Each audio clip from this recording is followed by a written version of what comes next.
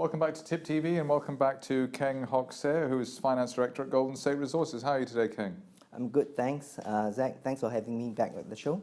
That's right, no, it's a pleasure. Basically, you've been out in Sierra Leone, you've been mining, having a holiday. What's been going on there? Holiday is not quite the word, actually. Look, Zach, before I go into that, if I could just take the opportunity to just recap what we've done in the last 3 to 6 months. Great.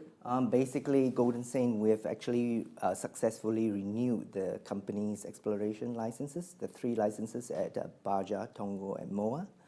We have retrofitted the Dove Explorer under the supervision of Rock Forage. We have actually restarted the bulk sampling operations in Tongo in June and actually completed the exercise in August. And we've released the site visit report by Rock Forage on August 24th of this year. And mind you, that's less than a month from today.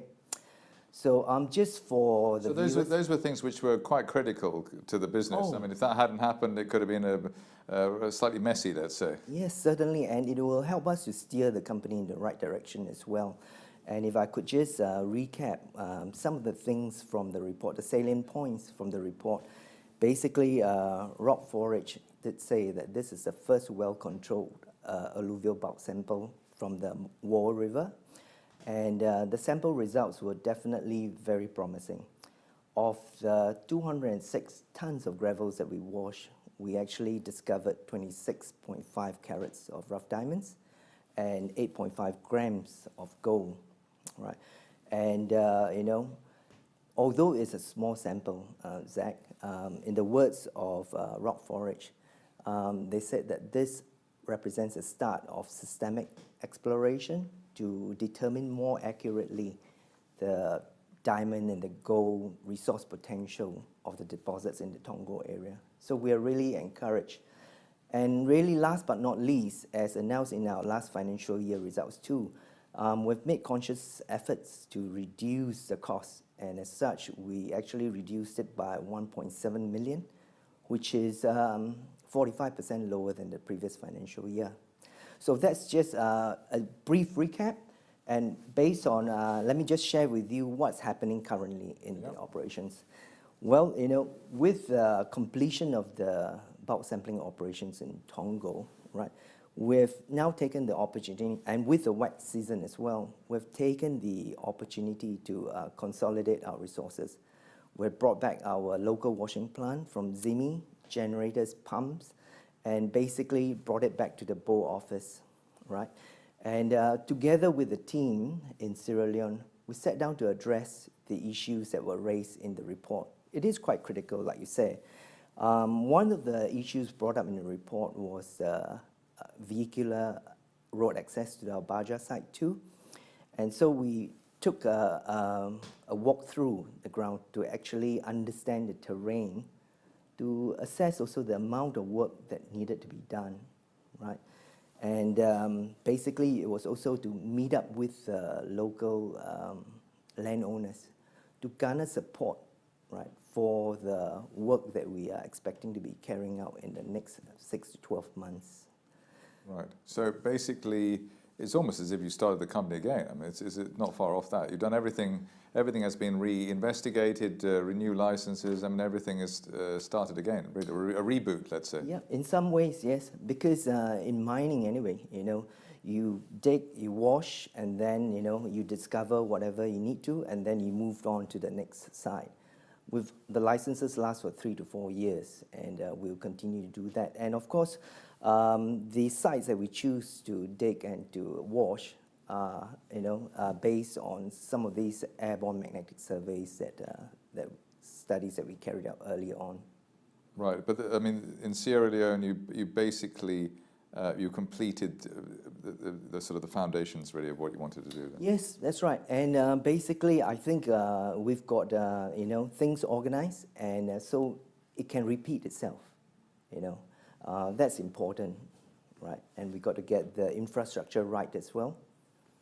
Right, and going on to the Baja site, It sounds like quite a tall order with this building roads. Road building is never an easy task, is it? Oh, Zach, it's amazing, you know. We always take things for granted, but really, when we are down on the ground, basically, you know, the site that we were at is about 15 kilometers away from the town, and it's 15 kilometers of dirt road, right? Some of which are very narrow, and some of it are actually, you know, burdened with undergrowth and bushes and vegetation. Some of it is hilly, and some of it has got traversed by ravines, which will be completely filled with water during the wet season, making it quite impassable, right? So, you know, we've assessed the situation, and we know exactly what work needs to be done. Basically, cut down trees, really, basically clear the bushes, widen the roads, and build bridges as well. So, and in order to do that, we needed to also identify a reliable contractor. We've learned from past experience that if the contractor doesn't do it right, it's going to set the company back, both in terms of time as well as financial resources. So we're quite happy that with this trip, you know, we've shortlisted the candidate, the contractor whom we think can do the work to our satisfaction and at a reasonable cost. Right, and obviously that's tied in with what you think, what level of resource you think is there as well. So that you think it's significant enough, obviously, to do all this effort as far as infrastructure. Certainly, Zach. In fact, this current stockpile that we have sitting at Baja Site 2 is significantly larger than what we washed in Tongo, and that's why we think that it's worth the effort to do this road access, and not just for this current stockpile, but for future work as well.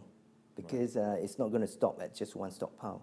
Right. I mean, just on going forward, I mean, you've had your trip to Sierra Leone. Going forward, what are the things that we should look out for? And maybe for potential shareholders who are new to this company, what can they expect?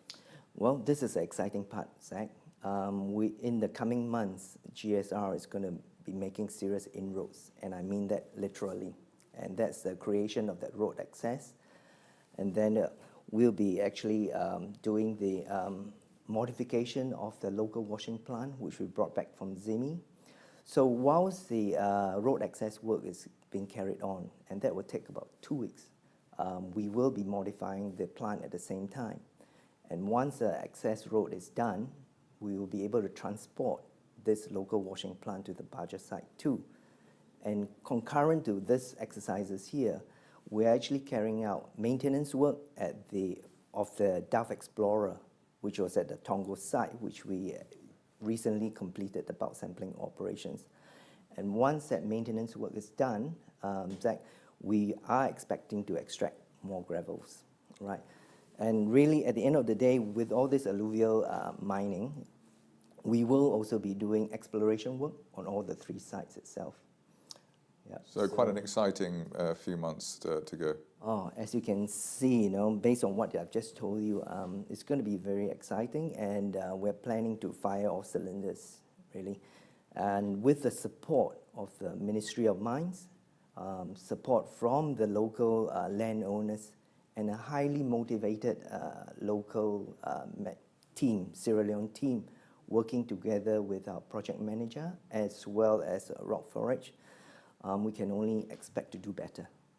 Keng Hock Seah, Finance Director at Golden State, thank you very much for coming in today. Thank you, Zach. We'll be back after the break.